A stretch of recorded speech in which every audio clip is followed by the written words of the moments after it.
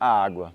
Tá aí uma coisa que absolutamente ninguém vive sem e que, portanto, devia ser vista e tratada como um patrimônio coletivo, né? Um bem comum da humanidade. Mas, infelizmente, não é bem isso que acontece. E vamos começar o episódio de hoje trazendo alguns números para entender melhor essa situação.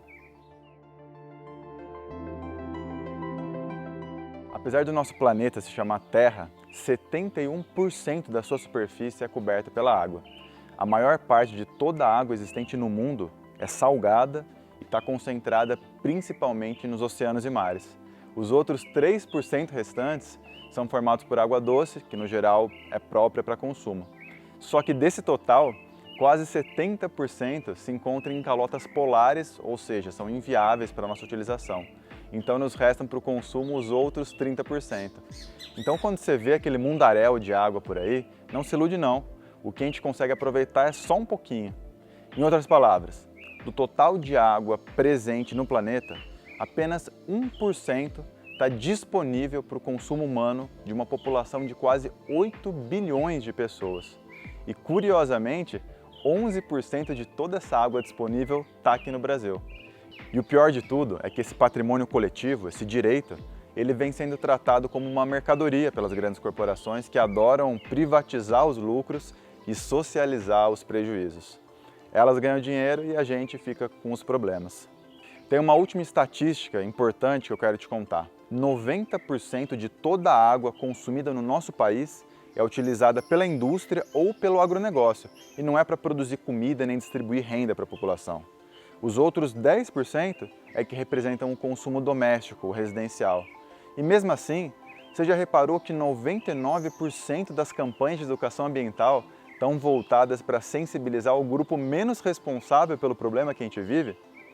Tudo isso para te dizer que a solução prioritária é política pública para regulamentar o polo produtivo da sociedade, especialmente a indústria e o agronegócio nesse caso. Mas ainda assim, eu quero te mostrar que existem soluções que podem ser aplicadas tanto no âmbito rural quanto urbano, doméstico, comercial, industrial, e que podem colaborar para reduzir esse impacto. Então, vem comigo. Aqui em casa, todo telhado tem calha. E esse aqui, com mais ou menos 45 metros, ele abastece essa cisterna de 15 mil litros. Mas antes de chegar aqui, a água passa por um filtro físico, onde ficam retidas folhas, galhos e coisas do tipo. E além disso, a primeira água da chuva, aquela que lava o telhado quando ele está mais sujo, ela é descartada num sistema próprio para isso. É só depois de passar por esses dois filtros que a água começa a vir de fato para a cisterna para depois poder ser utilizada. Para usar, eu tenho uma bomba elétrica que eu controlo aqui nesse painel. Se eu quiser irrigar a minha horta, por exemplo, eu coloco no modo manual e abro a mangueira e aí a água da cisterna vem direto para a irrigação.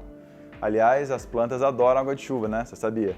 Porque ela não tem cloro e não tem nenhum outro produto bactericida ou desinfetante. Mas enfim, se eu quiser abastecer a minha casa, eu deixo na função automático e aí a bomba passa a ser controlada por duas boias elétricas que ficam uma dentro da cisterna e outra dentro da caixa d'água que recebe essa água. Essas boias elas são tipo um interruptor que liga e desliga de acordo com o nível da água. Elas estão conectadas nesse sistema e fazem com que a bomba só ligue se e somente se houver água na cisterna. Isso impede da bomba ligar com a cisterna vazia e queimar, por exemplo.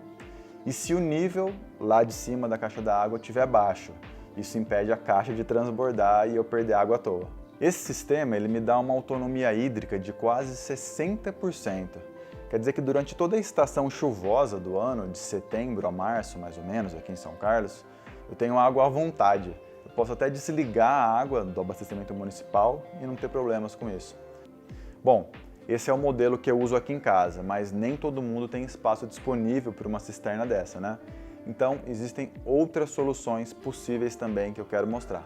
Uma delas é fazer esse mesmo sistema, só que numa escala menor, usando uma bombona dessa de 200 litros, por exemplo. Ou ainda armazenar a água do enxágue da máquina de lavar. Essa água da chuva ou da máquina pode ser usada para lavar o chão de áreas internas ou externas, regar plantas, ou outras atividades de limpeza simples que não envolvem o consumo humano. Escalas maiores também são viáveis. A unidade do SESC em Sorocaba é um exemplo nesse sentido. Lá, a água de chuva é utilizada para irrigação, limpeza e abastecimento dos espelhos da água. E pensando em políticas públicas, muitas são as possibilidades. Vou citar apenas um exemplo, que é uma referência internacional, o programa 1 milhão de cisternas, proposto pela articulação do semiárido no início dos anos 2000, que construiu até hoje mais de 1,3 milhão de cisternas, que beneficiou diretamente 5 milhões de pessoas em situação de vulnerabilidade hídrica.